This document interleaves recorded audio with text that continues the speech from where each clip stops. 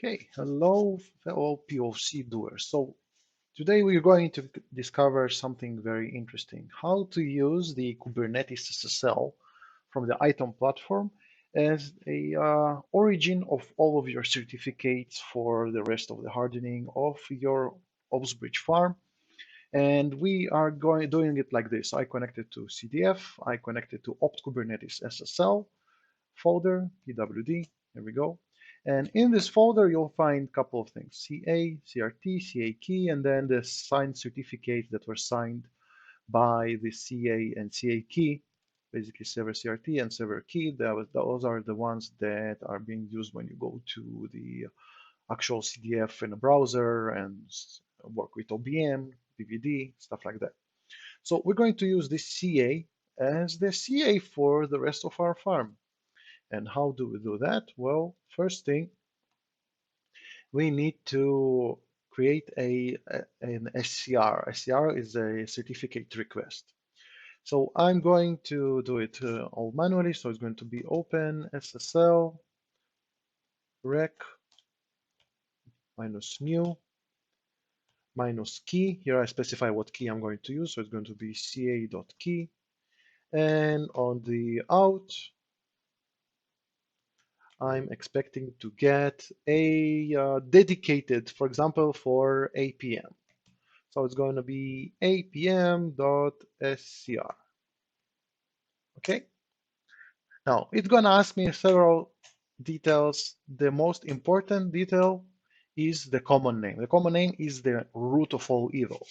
And here we are setting a certificate that is designed specifically for the APM server. So we're going to say apm.exclusive.com. Okay, and if I put it on another server, some servers would accept it, some servers wouldn't accept it. But basically, in some configurations, the security requirements are validating if the server that you're connecting to has the certificate issued for the same server, or is it a make-believe or something like this, right? So, for example, BPM would go and verify if APM actually issuing a certificate, a client certificate with apm.exclusive.com in it. And if it's not the case, for example, something generic or some other certificate, it would just reject it. So very important, the common name is something that you need to consider at all times. And there we go. And we're going to create the certificate without, or a certificate signing request without any passwords on it. Okay, fantastic. So now we need to take this signing request and actually, well, create a certificate based on it. So I'm going to be open SSL x509 minus request days. Well, let's say 1024 days, basically almost 3 years. Okay, after this time, the certificate would be expired, and we would need to sign a new certificate and replace it in the server. So, in POC environments and workaround environments, you want to delay this as much as possible. In production environments, let the security guys handle it. Probably they know what they're doing. Okay, so in goes the SCR request that we created. It was APM SCR. And then the certificate authority is going to be CA-CRT, the file that we actually had over here. All right. And then minus CA key is going to be the CA key file up on top. All right. And then set serial 01. So basically it just says what is the serial number of the certificate. It helps us with certification chain. And then out goes the apm.crt. Okay, and now when we check the files over here, we see that we have apm.crt. So in APM, in order to configure its security, you can either use the physical files, and it requires a CRT and a key file. So basically, you would use this one and this one because this key file was used in order to sign this certificate. And that's going to be one way to do it. But some servers require a PKCS12 version or PFX format for your certificates. So we need to go ahead and create a P12 file, which can be used in another integration. For example, OpsBridge connector would like to use a P12 file. BPM can connect directly to those. You can set up security in multiple products using the P12 file, which is a more nicer way of actually going and linking to a Java-based key store. You basically can treat the P12 file as a key store and just point your security configuration at it. We're not going deep into how to use certificates because every product would have a different variation, but we need to prepare ourselves for variations that would require a P12 file instead of just plain CRT and key files. So how we do go about that? We're going to do open SSL PKCS12 export, and then we say, well, out apm.p12, and then in key is going to be ca.key, okay? And then in the actual certificate that we created, forgot the minus here, is going to be apm crt. That's the certificate that we are converting. And then chain, we mention what is the CA file that we used in order to sign all of those certificates. Is going to be ca.crt. Okay, so let's recap. We say this, we need this format. We want to export it into a file named apmp12.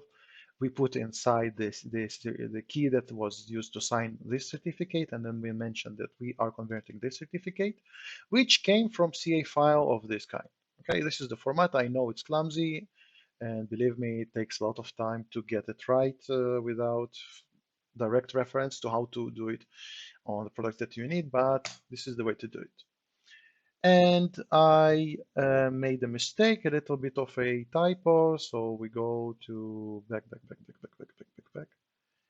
And where was my mistake? PKCS12. PKSC, yeah. CS12, much better. Then we need to specify password. Always specify passwords. If you leave it empty, it would accept this setting, but some wizards or some tools that would like to import this file, they would not work if you did not specify the certificate password at all. So empty is not an option. So do something very generic if you like, if you're doing a POC or workaround. If you're a proper security person, well, do whatever your company says to do.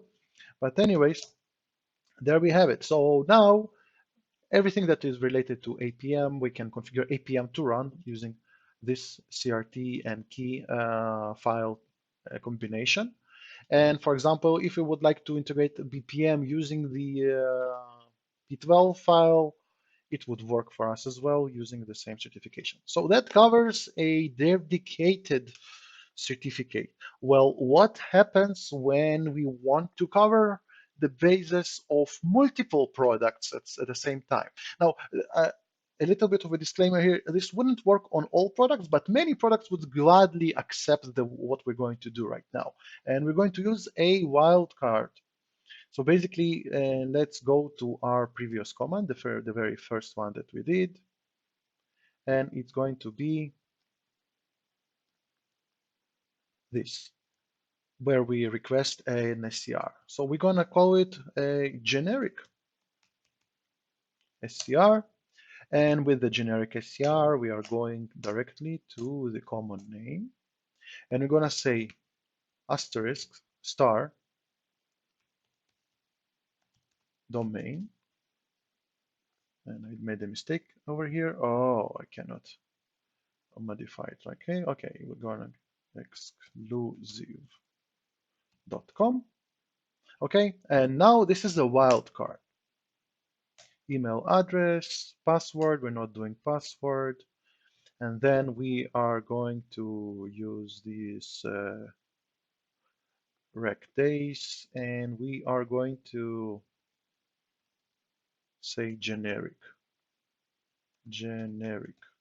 Okay, so basically we are, oh, I overridden my previous file, no worries. We are going to say out generic CRT. CRT, no, well, that's a lesson for you. If you create multiple files, make sure to copy them after you are done with the set. Okay, so now we have the CRT, and now we can repeat the same process for the creation of P12. PKCS export out generic.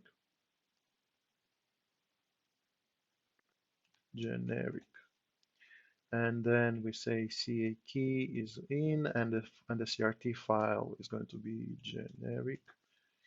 Okay, change CA file. Okay, so we're doing that. We're putting the password. Okay, so let's recap what we had. Originally, we had the CA CRT and CA key, and then we had the server CRT and server key. Basically, they are based on the CA, and those are native to our Kubernetes ITOM platform, CDF, whatever you want to call it. But based on the CA that we have here, we created two certificate types, one for APM that I'm going to use in the integration in a couple of minutes. And basically, I'm going to switch my APM to use this CRT and this CA key in order to have its own SSL. And in its details, you would see that it actually provides its own proper host name in the certificate file, which helps with some integrations or some security preferences of integrations. But also we created a generic CRT, basically a wildcard that it's not bound to a specific host name, but it can work on multiple servers. Basically, I can use the same certificate to configure OBR and OO and OBM and operations connector and cloud optimizer and whatnot. All can use this certificate, the single certificate that I created right now, without specifying a dedicated host name inside the file. So it's going to be applicable for all of them.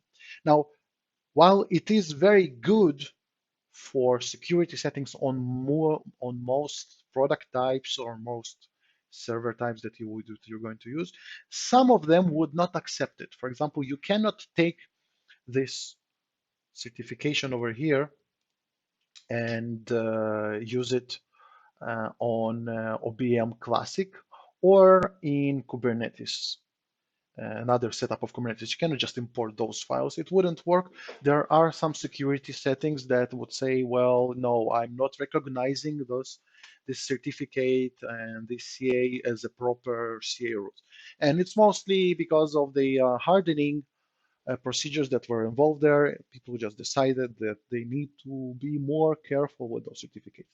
But other products would accept it from time to time. Depends on each product and what you expect from it, what kind of data flows inside. It's all cool. It's all in your hands. So basically, when you are a professional doing hardening, you can decide how deep you want to go, how strict you want to be. Now, it creates also another problem. Some products require the integration, the integrating product to expose or validate its domain name or DNS name inside the certificate when you connect. Let me give you an example. Let's say you go from OBM to Sitescope, right?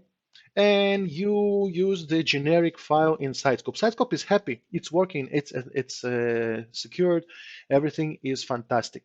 But when OBM goes to Sitescope, it says, well, Sitescope, are you Sitescope exclusive.com? Because that's the URL that I specify. Can your certificate include this? And the certificate says, well, no, I'm actually authentic exposing myself like this with an asterisk. And OBM would say, well, no, you cannot do it because you need to be an exact match. So this is one of those examples when the generic file wouldn't work. And you need to create a dedicated certificate and use it instead, the way that we did here with APM. Now, it's a decision that you want to make. Do you want to create multiple certificates, each for a dedicated host, and do it in a proper way? It takes more time, but we are here not in production. We are here in the POC area when we need to do lots of stuff really fast and move on to another thing. We're not setting up a full production service here. In full production, though, we would we would use a proper CA authority. We would generate a dedicated certificate per each host that we want to use. We would do the whole hardening by the letter, by the book, and probably add even more security settings that are applicable for every single company. But in our situation, that is enough to cover most of the integration, if not all of them, for the operations bridge. So I hope you like this guide. I hope it kind of exposes a little bit of details about how to do your POC correctly, or maybe how to do it quickly, not correctly, but at least quickly. And this kind of concludes how to use the CDF as your certificate authority for the rest of OpsBridge suite.